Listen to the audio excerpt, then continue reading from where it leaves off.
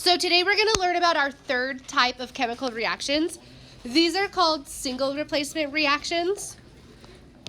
So what happens in a single replacement reaction is atoms of an element replace atoms of a second element that's in a compound. So let me show you what that means. So take a look at this picture down here. Okay. So atoms in an element. So A is the element.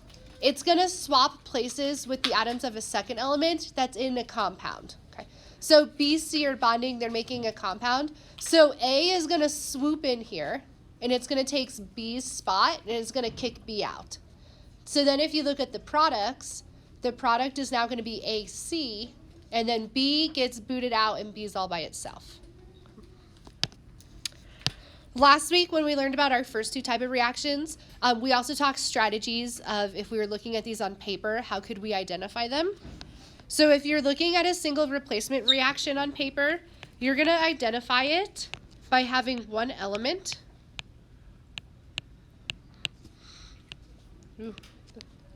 and one compound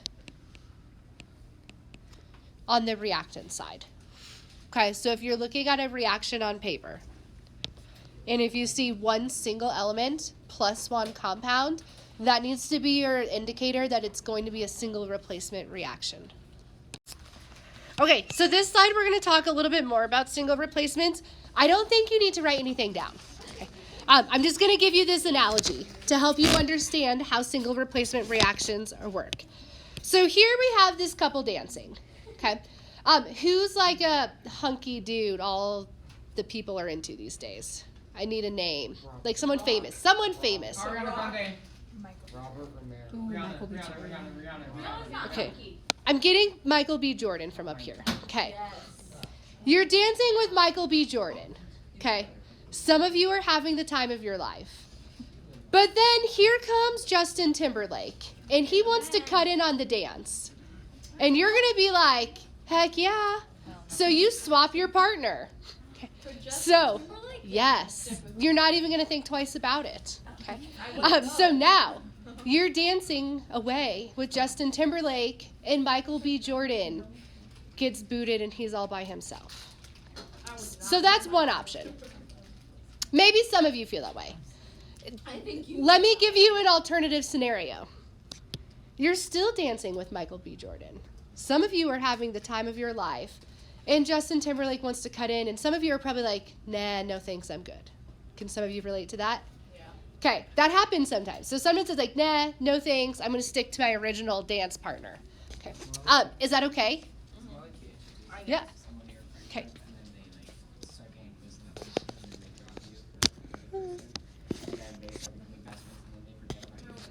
Okay.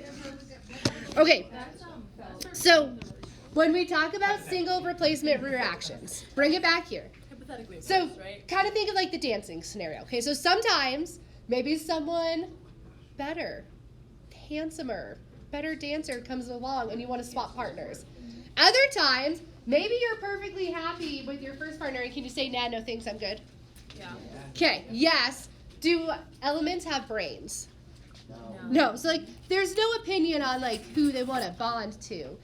So what do we actually use to know? We're going to use this chart called the activity series. Did everybody get one of these? No.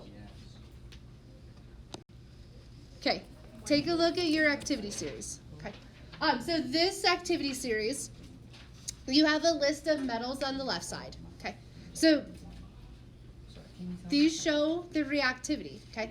The higher up on the table, the more reactive a metal is. The lower on the table, the less reactive a metal is. Okay. So if you're going to swap places, the metal has to be higher up on the table. Okay. So like in my world, Justin Timberlake is high up on the table. Okay. He's going to swap places with anybody. Okay. So the higher up. So if a metal's higher than a different metal, then yes, it can swap places.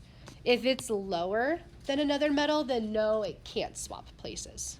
Okay. Does that make sense? Okay. If you also look at the paper copy, do you see you have metals on the left, you have nonmetals on the right. So we'll come back to nonmetals, I think, in 2 slides.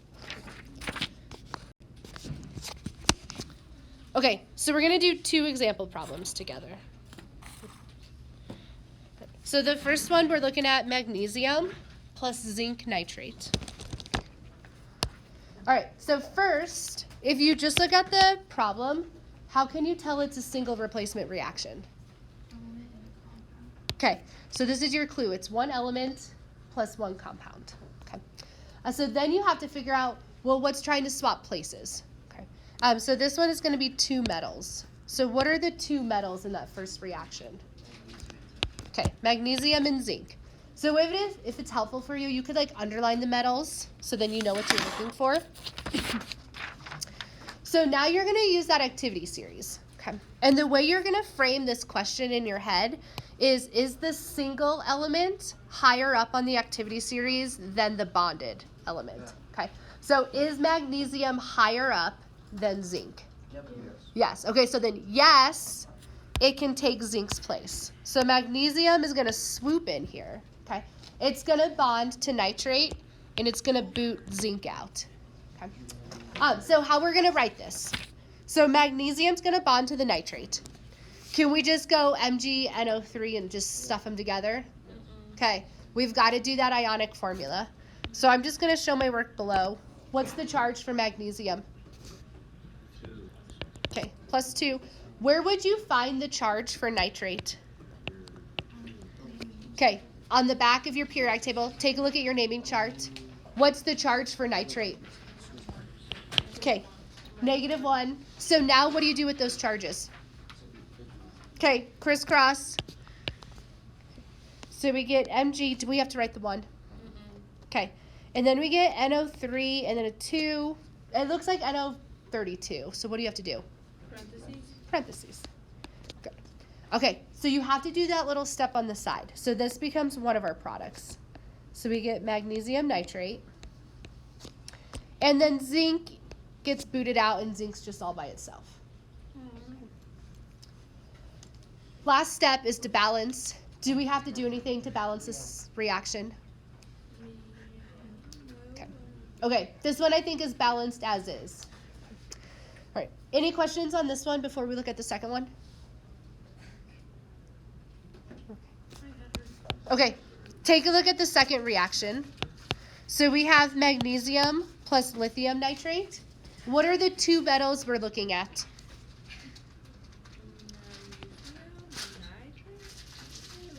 Lithium. Okay, so this time we're looking at magnesium and lithium.